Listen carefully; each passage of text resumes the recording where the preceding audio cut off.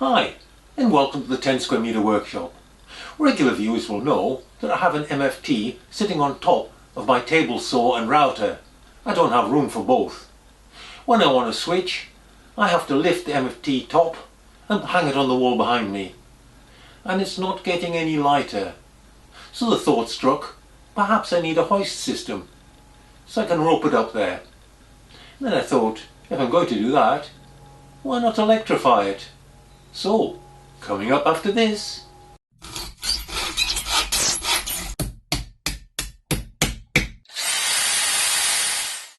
I could have used a windscreen wiper motor.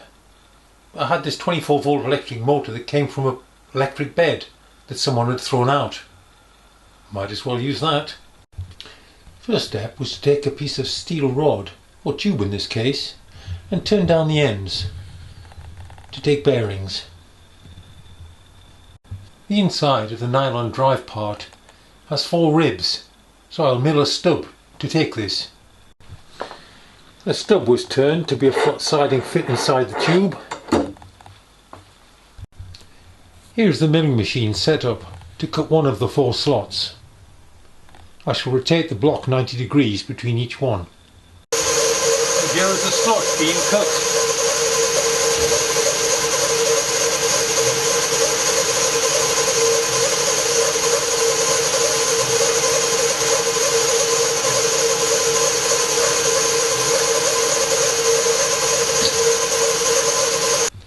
And here it is after the splining operation.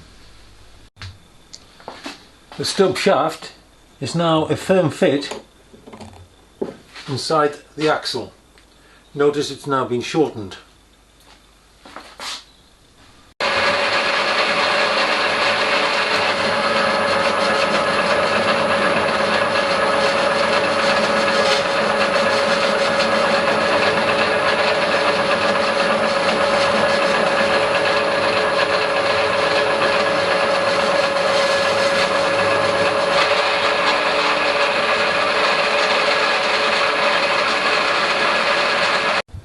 And this is the resulting spiral.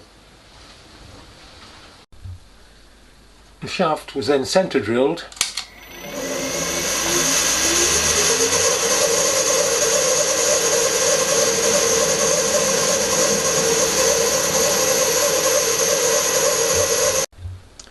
And then drilled through 3mm to take a fixing pin.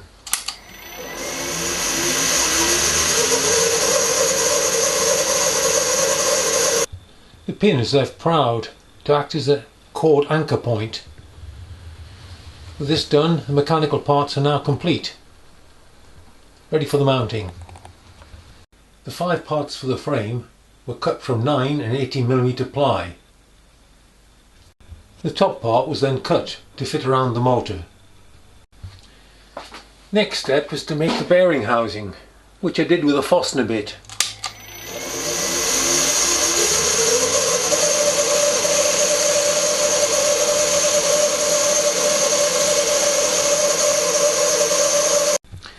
First the mounting space and then the clearance hole.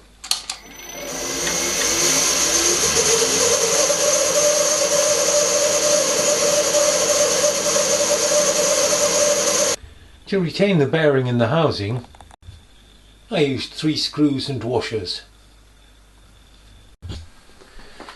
The top and back were then glued and pinned together.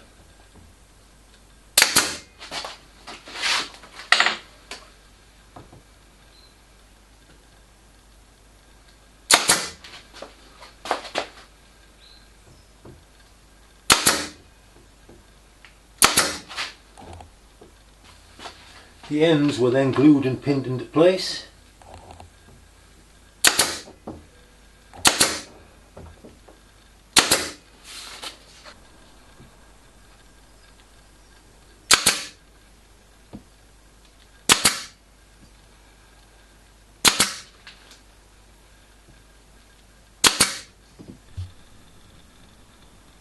Once dry, the frame was sanded down. The motor was then mounted using 4mm countersunk bolts. The shaft was then fed through in the alignment of the second bearing made. This allowed the position of the second bearing along the shaft to be marked. This was then glued and pinned into position.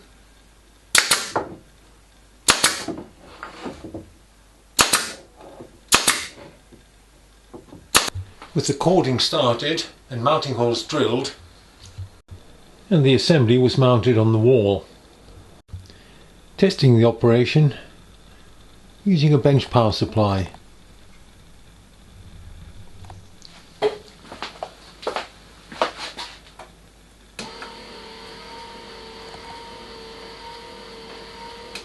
Seems nice and smooth. The fully up position allows me to measure the attachment points. I now needed to run my 24 volt power supply across the shop, and I decided to do it on the side of this beam. I didn't want to do it on top because I store things on top. So first I shall route a slot in here to take the cable. To do this I clamped a piece of spare scrap wood to the base of my router to act as a guide. So let's try it.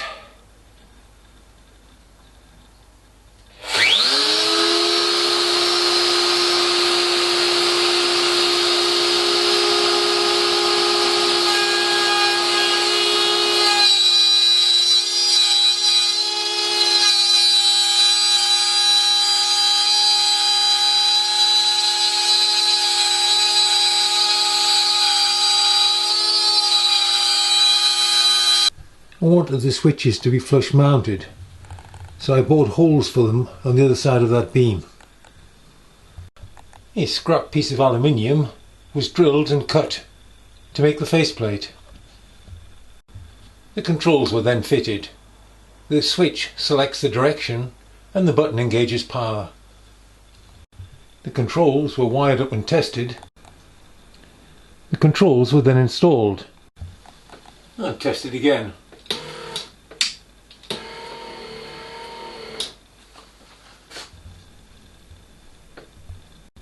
The wires were then routed, dressed and connected to my shop 24 volt supply.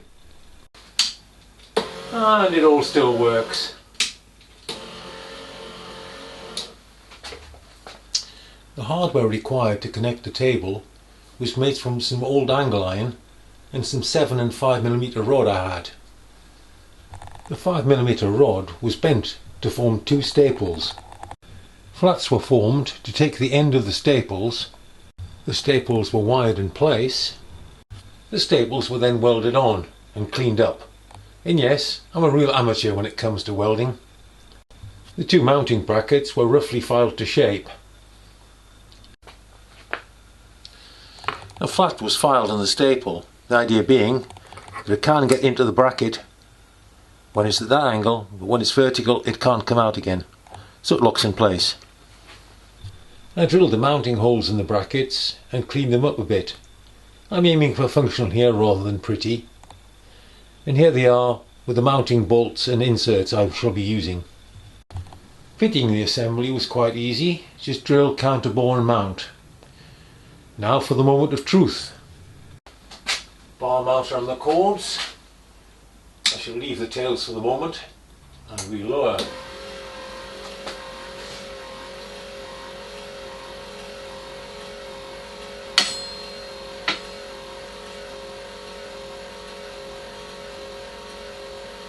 I'm guessing about there. There should be some stretch. I now have to reach over and clip it on.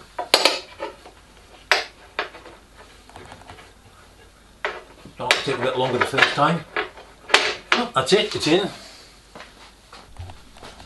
I'm afraid I can't get the camera any further back. It's a small workshop. Change direction, get hold of the front.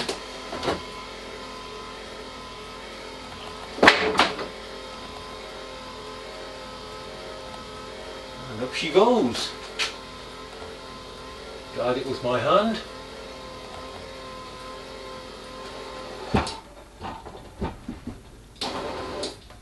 Yep, and there she is, in place.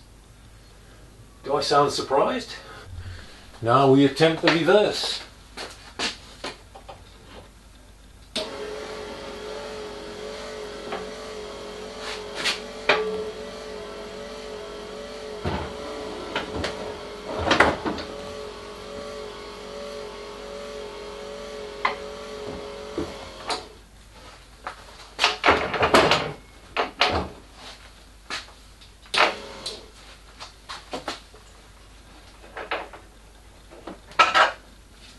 she's free. Well, perhaps I'm easily pleased, but that really exceeded my expectations. It takes it up smoothly, and it's not hard to do. I can see myself changing between one and the other much more often now. I hope you found this interesting. Why not subscribe for more? And I'll see you next time. Bye for now.